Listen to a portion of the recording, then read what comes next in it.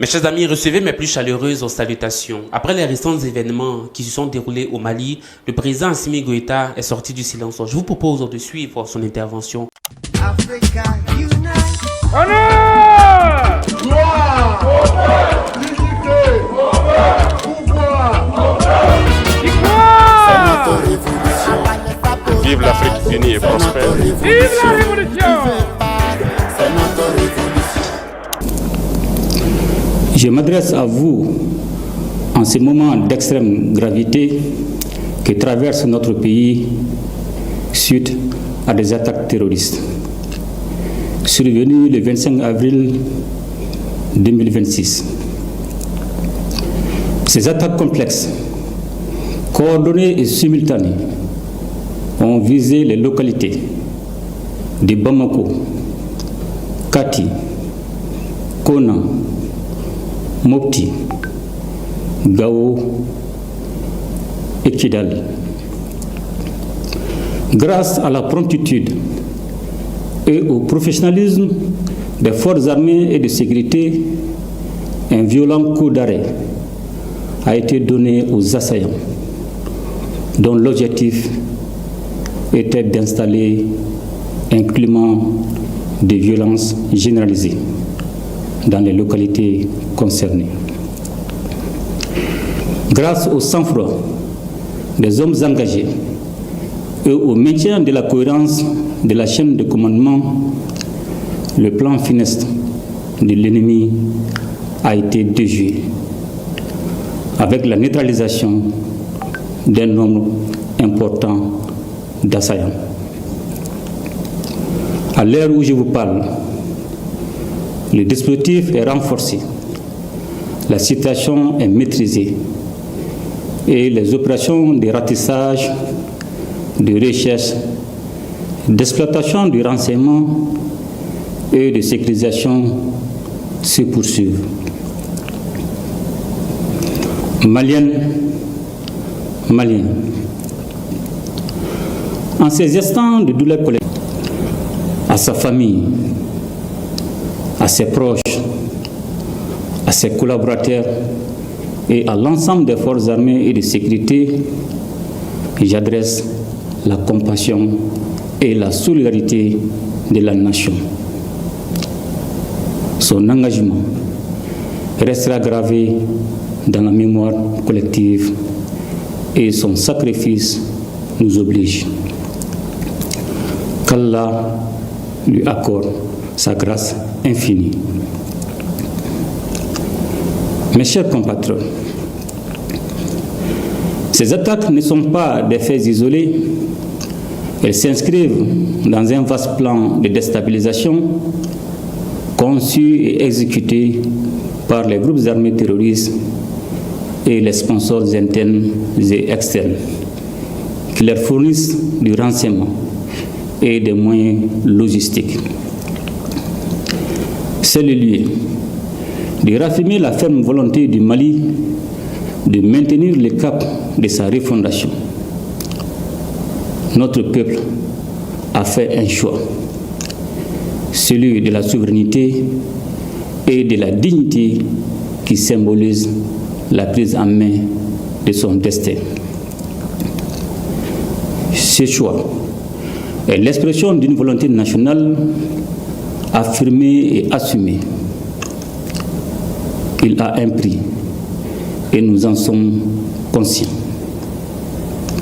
Bien que dur par sa nature, ce choix est le seul chemin qui vaille si nous voulons offrir à nos enfants un avenir libre, juste et prospère.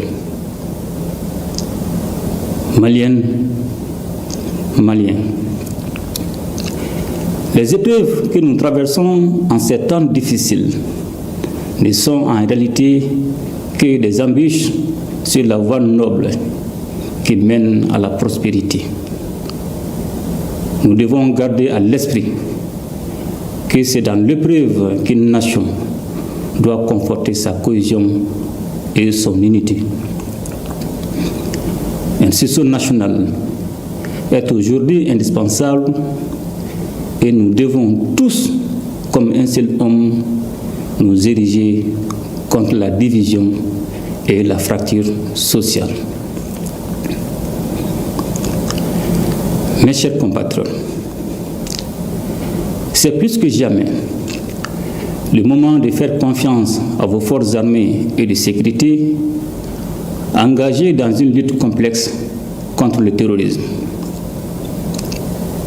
Les opérations se poursuivront jusqu'à la neutralisation complète des groupes impliqués et le rétablissement durable de la sécurité sur l'ensemble du territoire national. Je demande également à chaque citoyen, dans chaque quartier, dans chaque fraction et dans chaque village, de faire preuve de vigilance et de responsabilité, appuyer nos services en transmettant par les canaux officiels toute information utile au renseignement et à la prévention. C'est pourquoi je vous exhorte aussi à ne pas céder aux rumeurs, aux messages d'affolement ni aux manipulations. Par ces temps qui courent, la désinformation peut devenir une arme au service des terroristes. Le Mali a besoin de lucidité et non de panique. Je salue, en cette circonstance, la synergie d'action au sein de la Confédération des États du Sahel, dont la force unifiée œuvre sans relâche à la pacification de notre espace. Je tiens également à reconnaître la qualité de la coopération avec nos partenaires stratégiques, notamment la Fédération de Russie. J'ai instruit le gouvernement de prendre toutes les mesures nécessaires pour renforcer l'assistance aux victimes, soutenir les familles endeuillées et accompagner les blessés. La solidarité nationale ne doit pas être un vain mot. Elle doit être un geste, une présence, un soutien concret. Aucune violence, aucune intimidation, encore moins des tentatives désespérées de déstabilisation ne sauront inverser la marche de notre pays. La refondation se poursuivra, la souveraineté se consolidera, notre peuple, debout et résilient comme jamais, triomphera de cette épreuve. Qu'Allah bénisse le Mali et protège les Maliens. Je vous remercie.